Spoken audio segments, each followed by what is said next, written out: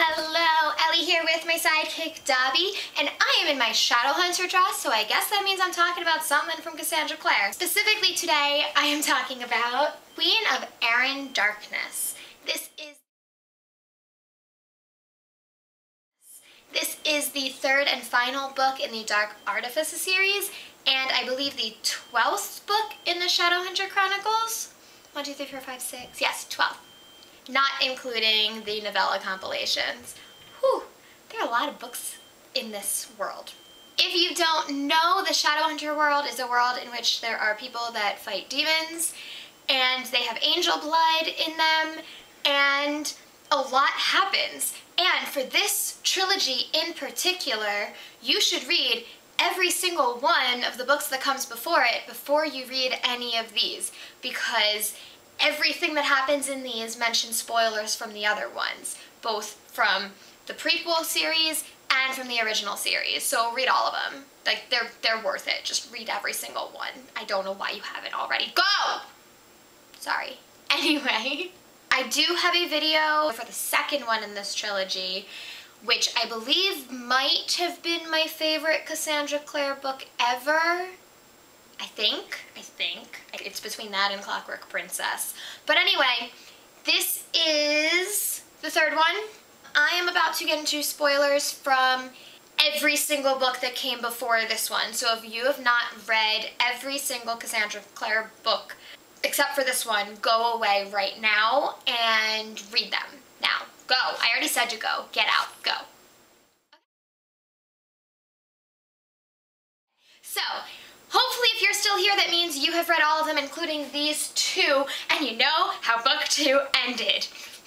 So if you have not read this one yet, it picks up literally right after book 2 ended, which I was not expecting. I was already crying buckets of tears in the first chapter of this book. Things just kind of go downhill from there, as I expected them to. Everything basically goes to shit, and it's up to our protagonists, along with a couple others, to get everything back to normal. I will say, without giving too much away, there are a ton of appearances from previous characters that we know and love from the other Cassandra Clare books. There are shout-outs to a whole lot of the books. I recommend also having read all of the novellas before reading this one, because there are things from those as well. I think that's pretty much all I can say before I dive into this one. I did really enjoy it. I have one major issue with it, which kind of bounces off an issue that I've had with some other Cassandra Clare books, which makes it not as loved as the previous book to me. I did really enjoy it, but there's one thing, and I will go on a little rant. It's an unpopular opinion, I'm sure, but stay tuned if you've read it to hear that, if you want to, unless you're gonna get really mad and hate me, because I don't deal with hate well. I'm giving my official spoiler warning. If you have not read Queen of Errin Darkness, go ahead and read it, and then come back and you can listen to more, okay? Bye, bye, follow me on Twitter, yeah, cool, thumbs up, yeah, awesome. Alright, bye.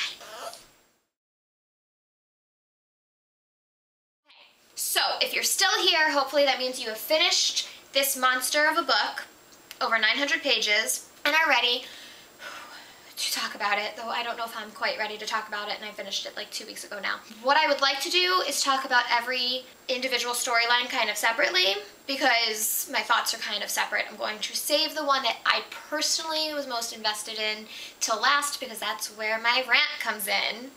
First, let's get into some of the stuff I talked about in my previous video. So, I was expecting more about Drew. She has a storyline, and it's a great storyline about kind of coming into her own and realizing that she has a place with her family, and that is a super important and good storyline for her. But I was expecting more about the fact that she was able to use Jamie's necklace to travel and meet Ash, and I don't know if that's going to come up again in one of the future series, but that was really confusing that it wasn't a thing, because we know only Rosales can travel using that, and yet she touched it and went into Fairyland, saw Ash, and then came back. And it was just like, a what? And it was never mentioned again, except that Ash saw a picture of her and was like, oh, I remember her. That's why I assume, based on the ending of this book, which I will get into, I assume that will come up later. It's just a little weird that it was almost completely brushed over in this book when it happened in the previous book. I do like Drew's storyline of just wanting to be a part of her family and feeling like she really has a place, because she is 13, which is young, but her siblings were all doing major things when they were 13. Emma and Julian were helping with a war a little bit when they were 12, I think, if I remember correctly. Julian was raising a family at 12 because of circumstance, but still. So she had a right to feel like she needed to do something. And I love that she kind of jumped on with Ty and Kit a little bit here, and Kit helped her to become a part of that a bit more. And she felt like she had a better place by the end of it. And I really liked her part in the end. She did kind of take over and step up and was like, there's something we can do about this. It's up to us. Let's do it. So yeah, I really liked Drew's story. I wish we had seen a little bit more of her, but there was a lot going on. Next, I'm going to go to Mark, Christina, and Kieran. So I feel like this is the relationship that Cassie almost wished she could have done with Will, Jem, and Tessa, although it's a little bit different. I kept kind of going back and forth. It's like, it's hard for me to wrap my mind around this kind of relationship, and I think that was kind of the point in the book. It's not something we're used to. It's not something most people are okay with. But seeing it in their heads, they all legitimately do love each other, and the fact that there's never any jealousy, ever. It's like, if you're with him right now, that's fine. I'm okay with that. If you're with her right now, that's fine. I'm okay with that. I know that you love me. I know that we all love each other, and that's how it's going to be. And it was crazy that, like, even when they are fully with one of them, the fact that the other one is missing is, like, tearing their heart apart. I don't know. I still don't get it. It's, like, it's weird for my brain to think about, but for them it seems to work, and it's what they want, so who am I to argue? And the fact that Karen's brother gave them his cabin so that they can be together was kind of adorable. Kieran becoming king. I'm not sure how I feel about that. I mean, I guess I feel the same way Karen does, where he didn't want to, but it's better to have him as king than someone that's going to take advantage and keep things terrible. And this way, especially with the fact that he still has a relationship with two Shadowhunters, good things ahead, hopefully, for the fairies and the Shadowhunters working together. Maybe someday, who knows. Diana. I need to talk about Thule to talk about Diana. So here's what's interesting. Thule sucks. Obviously, it was a terrible, terrible, terrible place. But there were some things in Thule that were just amazing. The fact that Diana was just, like, out and proud. And just, like, if you know me, you have to know I'm transgender. Like, it's just a part of who I am. I'm like, I hate that she just outed her other self, but I love that she's just like, yeah, that's it. It's not a big deal. Love it. And part of that is the fact that, like, Shadowhunters no longer exist, so there's no reason to hide it. And this kind of comes back to the fact that, like, Shadowhunters actually, like, aren't great as a people, but I'll come back to that in a second. Like, Julian and Emma being just, like, together, and the fact that they were together before they became Darkened, and it was just, like, a thing. It was just known. It's not a big deal. And again, it all comes down to them, like, they were never parabatai, which I will come back to because this is part of the issue I have. So yeah, Thule, terrible, terrible, terrible place, would never want to be there, but some parts of it are just so great. And again, it comes down to the fact that Shadowhunters don't exist there. Which brings me to Shadowhunters in general, and the, like, big overarching theme of this book. Shadowhunters kind of suck.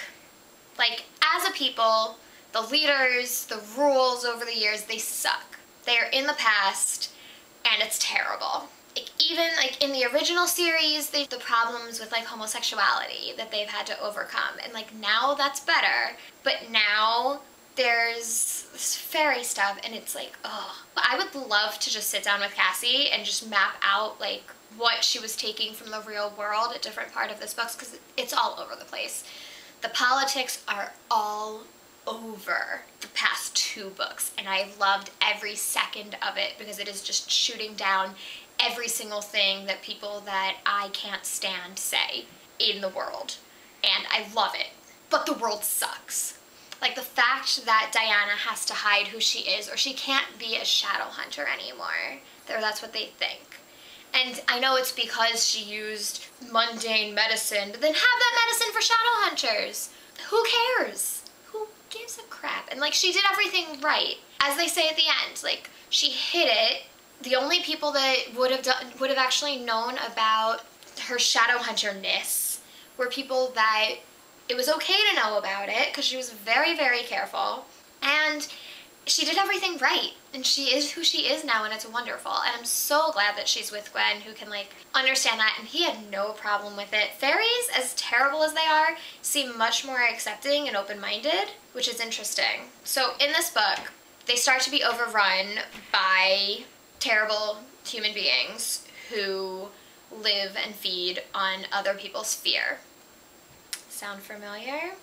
All they do the entire book is lie, manipulate, go behind people's backs, make agreements where it's mutually beneficial but F's over everybody else in the world, and tries to scare people into supporting them by making them think that the world is basically going to end if they don't. Again, I want to talk to Cassie about how much of this was planned before the 2016 election. But I digress. The Shadowhunter world is going to shit. The only person that's in power is the consul, who is in charge, and that's wonderful, until they find a way to make it look like she is not doing the right thing, and they throw her in frickin' jail. Not to mention, they send these children on a suicide mission, and in case the mission itself wasn't suicide enough, they send somebody there to kill them. And then, when all of this is finally coming up, and they like send out a message when they think that Clary and Jace went to Thule, they're like, they're dead, and then when they find out they're not dead, they go to kill them too! So there's no evidence that they weren't really dead the whole time. What on earth? Shadowhunters don't use, like, technology, so how are they projecting all of this above the city? Like, were there cameras?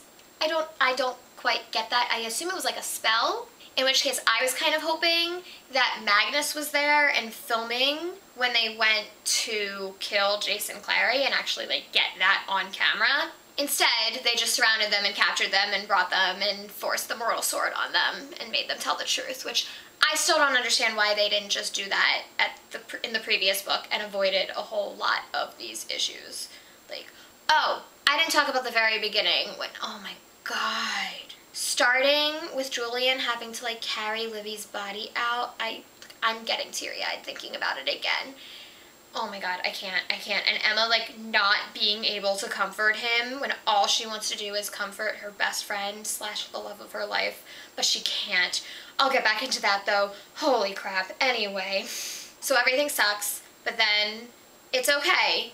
And they, like, expose them for their lies, and it turns out not everybody is totally evil. And when it comes down to it, more people are willing to make the right choice than the wrong choice. And I want to think that that's the way the real world works right now, but it doesn't seem to be the case. But it does, actually. Like, if each person had an equal vote, I think that is the way it would work. But I digress again. When it comes down to it, there are more good people than bad people. I am kind of upset with the fact that Idris is shut off. I assume that will be a big deal moving forward, because Idris is shut off. That's kind of crazy. They elect Alec as consul. I love Alec. I think he would make a great leader in like 10 years. He's what, 23 in this book? Like, really? There were no adults that were respectful and responsible enough to take on consul without being completely corrupt? Seriously? None. None. A 30-year-old. Come on, somebody with like a little bit more experience adulting. Because, like, yeah, Alec is married with a kid now. That's great. That's absolutely amazing, although he wasn't even married when he was elected consul. But he's married with 2 kids now. That's fantastic. Great for him. He is adulting. He was real-life adulting for the past couple of years. I get that Shadowhunters grow up faster than we do, but really, there were no, like, middle-aged or even, like, early middle-aged adults that could do it. Really. And it had to be one of the main characters. They couldn't just be like, oh, here's this person that's been here this whole time and supporting us, but like has experience in running the Shadowhunters and is older. Let's vote for him and work closely with him. Fantastic. I guess that's what Gia's job was, but she's like, no, I don't want to anymore. I guess there was like health issues there that they didn't really get into as well. Not to mention that, even worse than that, it looks like Diego is going to be the new Inquisitor at like 18. Seriously? Really? He's 18. He's barely not a child anymore. He still goes to school. Well, I guess he probably just graduated from school where he was held against his will as like shit went down. But let's put him as the number 2 Shadowhunter in the world now. That makes sense at 18 years old. I'm sorry, I'm 29.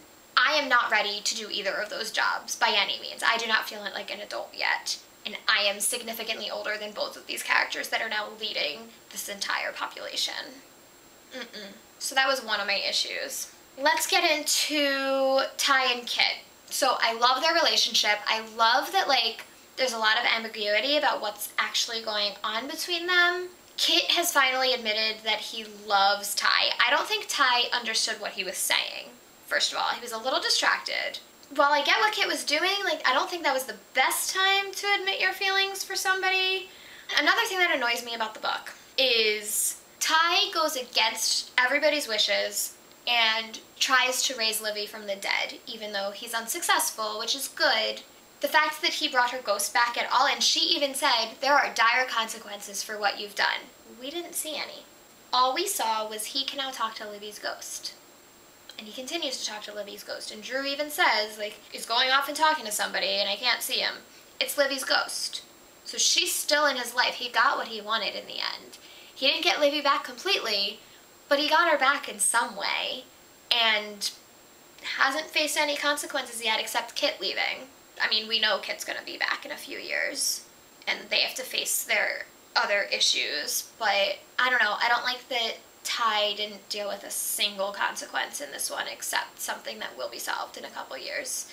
Especially when Livy flat out said, like, there are major consequences for this. Guess what? We didn't see any. Speaking of which, my biggest problem with the book. So, as you probably know, I live for romance in books. The thing that has been keeping me breathing in this trilogy in particular is Emma and Julian. Forbidden romance is my water. I love forbidden romance. Love it. So, the story of Julian and Emma has kept me breathing. I have adored every moment of it. And then this book happens. Let me say, I love Cassandra Clare. I love pretty much everything that she writes.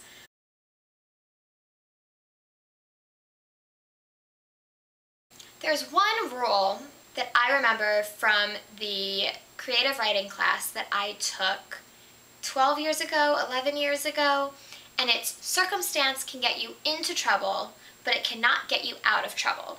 So let's go through Emma and Julian's experience in this one. They still love each other. The person that was supposed to help solve their problem a little bit is dead, so they're back to square one. Julian goes to Magnus and tries something. He's like, you need to take away my emotions. He does. That kind of goes to shit because now Julian is just a crappy person altogether. Even though he's actually not as crappy, I don't think, as they make it seem like he is. I don't know, he's still like doing the right thing and making the right choices. He just has like a veil over him, but like I get why that sucks and it shouldn't stay that way. I get that. That's not an issue. So they take the spell off of him and then they just kind of try to stay away from each other. That's clearly not working. They feel the curse coming on no matter what. They're still not telling anybody. They're hiding it. Emma does at one point say like, okay, I just need to break all the parabatai bonds, but clearly that wasn't going to happen and Julian stops her from that. They're still not doing anything about it. And it gets to the point where their secret, keeping this a secret, literally almost kills them. The way they are saved is by their family stepping forward and stopping them from being destroyed. They are lit up with heavenly fire. And then they come back to themselves because they were saved by their family. And look, the parabatai bond is gone. none of their other runes are gone. They're still Shadowhunters. They still can have all of their other runes, but the particular rune that was causing them problems is now gone, as if it never existed at all. All of their problems are therefore gone. Convenient, huh? They wait until their secret almost literally kills them, and then it's just gone. What a lesson to teach children. Keep hiding things until they destroy you, and then it'll just be okay.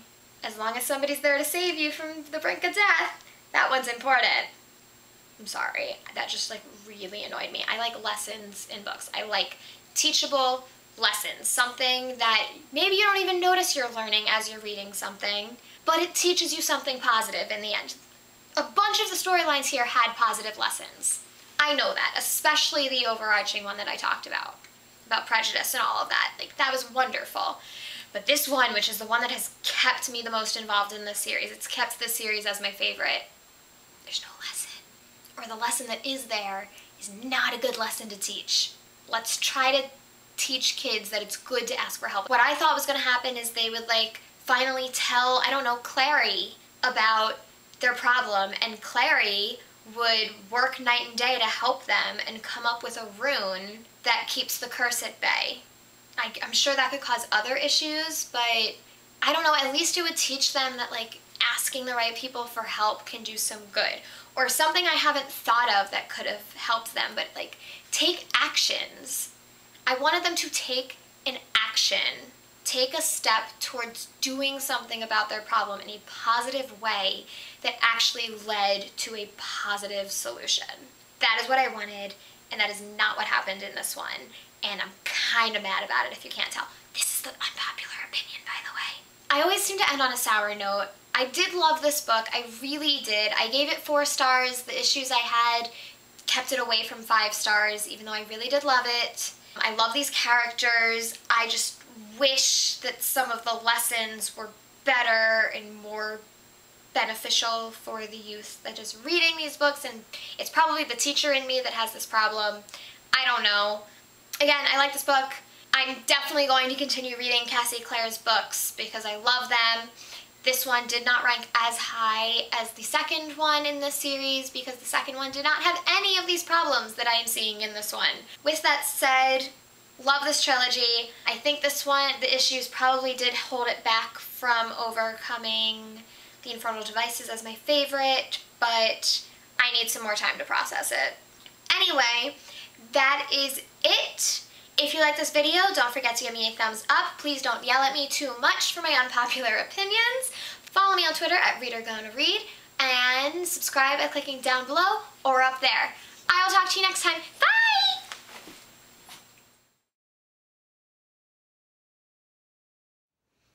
Hey, Ellie and Dobby here. Like the video? Come subscribe. Do it right now. Click it.